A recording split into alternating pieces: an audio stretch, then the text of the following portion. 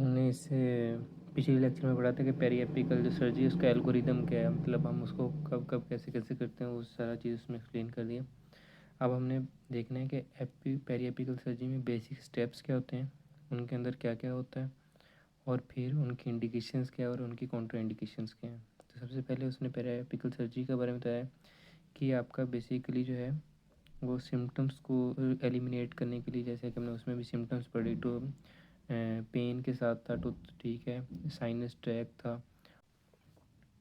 वो थी पल्पल इन्वॉल्वमेंट। ठीक है, अब हम देखेंगे कि हमने पेरिएपिकल सर्जरी में बेसिकली स्टेप्स क्या करने हैं। ठीक है, सबसे पहला स्टेप है हमारा exposure, exposure of the root and the apical region. सबसे पहले हम उसको एक्सपोज करेंगे। ठीक है, फिर हम उसकी टूथ की रूट सरफेस को देखेंगे कि उसमें कोई फ्रैक्चर है या कोई और पैथोलॉजिकल कंडीशन तो नहीं है।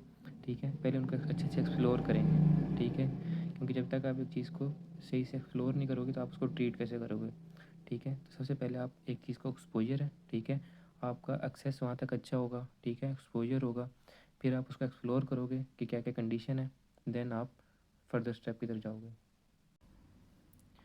देन नेक्स्ट स्टेप है क्यूरेटाज। हम एपिकल टिश्यूज़ को क्यूरेटाज कर देंगे, उनको निकाल देंगे। ठीक है, जो कि हमें पैथोलॉजिकल हमें कंडीशन दे रहे होंगे, ठीक है, जो हमें ठीक नहीं लग रहे होंगे, तो हम उनको वहाँ से क्यूरेटाज उनकी कर देंगे।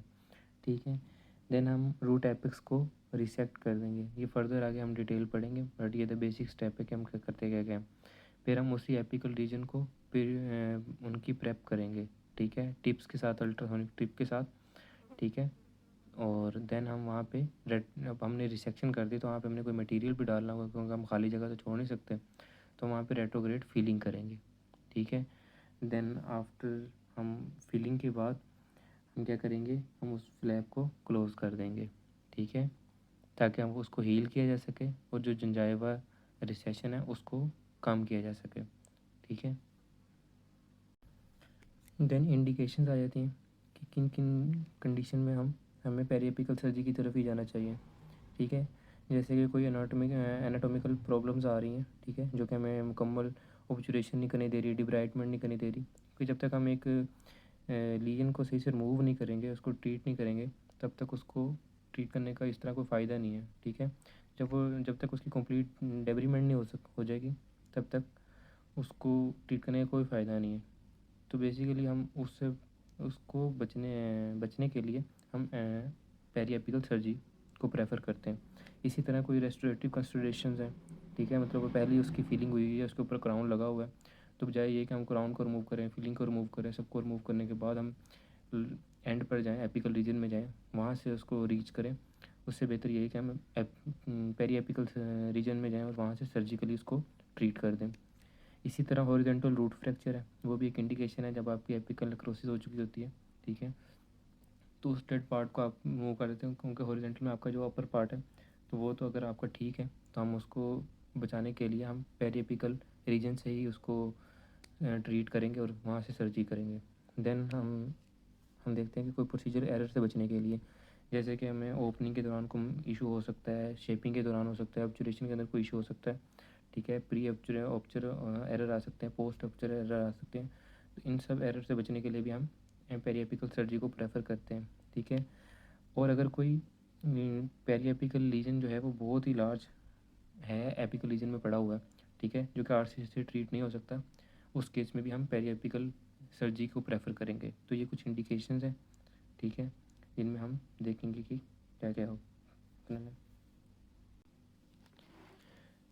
फिर एक इसकी और इंडिकेशन है कि इनरिट्राइवेबल मटेरियल प्रिवेंटिंग आर्थराइटिस ट्रीटमेंट। ठीक है, अगर हमने ऐसा कोई मटेरियल पड़ा है किनाल के अंदर जो कि हमें आगे नहीं जाने दे रहा, ठीक है, एपिकल रीजन की तरफ नहीं पहुंचने दे रहा, तब भी हम पेरी एपिकल सर्जरी को प्रेफर करेंगे। ठीक है, अब हम अगर देखेंगे कि एनाटोमिकल प्रॉब्लम में क्या क्या आ सकती हैं, कोई कैल्सिफिकेशंस हैं, ठीक है, कोई रूट कर्वेचर है, सीवियर रूट कर्वेचर्स हैं, ठीक है, कंस्ट्रिक्टेड कैनाल है, कोई इतनी कंस्ट्रिक्ट है कि उसमें से हम फाइल पास नहीं कर पा रहे। ठीक है, कैल्सिफिकेशन है, फाइल नहीं पास कर पा रही है, वहीं पे वो रेजिस्ट कर रही है कैल्सिफिकेशन, तब भी हम पेरिएपिकल रीजन से अप्रोच करेंगे।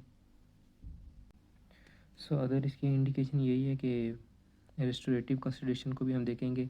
ठीक है। बेसिकली अगर कोई टूथ पहले भी हमने उसको क्राउन लगाया हुआ है या कोई पोस्ट एंड कोर है, तब उस कंडीशन में भी हम उसको वहीं से अप्रोच नहीं कर पा रहे हैं, तो हम उसको वहाँ से अप्रोच करने की बजाय पेरिएपिकल रीजन से अप्रोच करेंगे।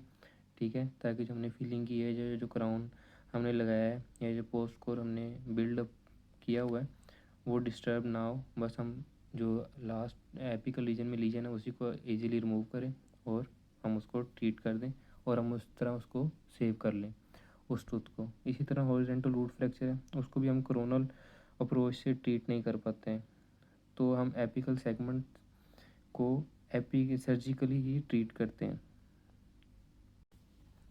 इसी तरह हमने फोर्थ इंडिकेशन पढ़ी थी कि इसमें कि कुछ ऑब्जेक्ट्स की वजह से अगर कैनाल ब्लॉक हो जाए, जैसे कि कोई इंस्ट्रूमेंट ब्लॉक हो गया, फाइल अंदर रह गई है, ठीक है, रेस्टोरेटिव मटेरियल को हमने ऐसा यूज़ कर लिया, ठीक है, जिसने कैल्सिफिकेशन वहाँ पे कॉज की हुई है, कोई पोस्ट का सेगमेंट वहाँ पे पड़ा है, ठीक है, जो कि हमें एपिकल रीजन में अप्रोच नहीं करने देगा एंड्रोनोडिकली, तो हम उसको एपिकली अप्रोच करके उसको ट्रीट कर देंगे सर्जिकली। ठीक है, प्रोसीजर एरर भी बता दिया, लेजिंग हो सकती है, ठीक है, ओवर फिल होने की वजह से, या कोई परफोरेट कर गई कैनाल, ठीक है, तो इनके चांसेस अगर हैं तो हम इस सिचुएशन में हम एपिकल सर्जरी को ही प्रेफर करेंगे।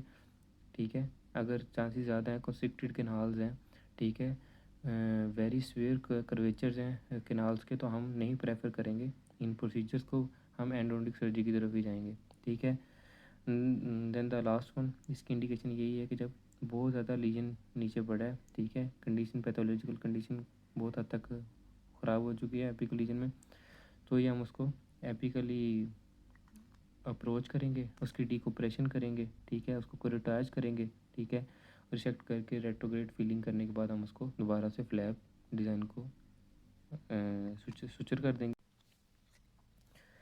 अब ऐसी तरह कुछ काउंटर इंडिकेशन है कि किन कंडीशन में हम पेरिएपिकल सर्जरी को प्रेफर नहीं करेंगे, जब तक हमें पहली बात कि हमें कॉज नहीं पता होगी, unidentified cause of the RCT failure. ठीक है, जब हमारा आरसीटी जो है, जो कन्वेंशनल आरसीटी हम वो पॉसिबल है कि हम उससे ट्रीट कर सकते हैं, तो हम फौरी सर्जरी की तरफ नहीं जाएंगे। इसी तरह अगर आरसीटी ट्रीटेड और फीलिंग और एपिकल सर्जरी से हम उसको ट्रीट कर सकते हैं, तो हम पेरी एपिकल सर्जरी की तरफ फौरी नहीं जाएंगे। जब retreatment of a treatment failure, जब एक ट्रीटमेंट फेलियर हो गया बट हम उसको दोबारा रीट्रीट उसी तरह से कर सकते हैं, तब भी हम फौरी तौर पर पेरी एपिकल सर्जरी की तरफ नहीं जाएंगे। ठीक है, जैसे कि और फिर 5 कॉन्ट्राइंडिकेशन ये है कि अगर एनाटॉमिक स्ट्रक्चर उसके पास पड़े, जैसे कि नर्व्स वेसल वगैरह हैं, तभी हम पेरिएपिकल सर्जरी को प्रेफर नहीं करेंगे, जैसे कि लास्ट मोलर्स है मैंडिबल में। ठीक है, बजाय ये कि हम नर्व को डैमेज करें, तो हम पेरिएपिकल सर्जरी को प्रेफर नहीं करेंगे उस कंडीशन में। ठीक है, इसी तरह अगर कोई स्ट्रक्चर आ रहा है जो कि इंटरफेयर कर रहा है, नहीं एक्सेस आ रही, विजिबिलिटी नहीं हो रही, तो अगर एक चीज़ विजिबल ही नहीं है तो हम उसको सर्जिकल ट्रीट कैसे कर सकते हैं, तो उस कंडीशन में भी हम उसको जो है पेरिएपिकल सर्जरी को वो कॉन्ट्रा इंडिकेशन बन जाएगी। इसी तरह अगर क्राउन रेशियो कम हो रही है, क्राउन रूट रेशियो अगर आपकी कॉम्प्रोमाइज़ हो रही है, इस कंडीशन में भी हम जो है पेरिएपिकल सर्जरी नहीं करेंगे। ठीक है, last one is systematic complication, जैसे कि किसी पेशेंट को कोई ब्लीडिंग डिसऑर्डर है, ठीक है, कोई डायबिटीज़ है, किसी को कुछ इशू है, ठीक है, अगर कोई सिस्टमेटिक कॉम्प्लिकेशन है तो हम उस कंडीशन में भी पेरिएपिकल सर्जरी को फौरी तौर पे इंडिकेट नहीं करेंगे। हम ऑल कंडीशंस को, ठीक है, उसकी हेल्थ को डिटरमाइन करते हुए ही हम उसको कोई सर्जरी की तरफ रेफ़र करेंगे। बट अगर कोई ऐसी कंडीशन है, ब्लीडिंग है, डायबिटीज़ है, कुछ भी है, तो तब उस कंडीशन में हम उसको वो कॉन्ट्रा इंडिकेट कर देगी।